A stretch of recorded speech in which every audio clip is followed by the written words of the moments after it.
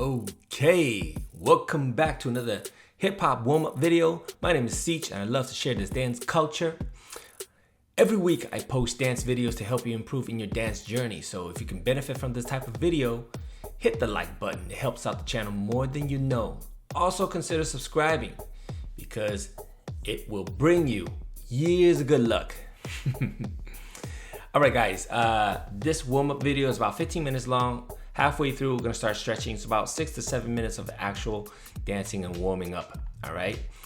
These are some simple march forward, march to the side, some dips, and towards the middle, I'm gonna start showing you some basics of how to get into the Steve Martin.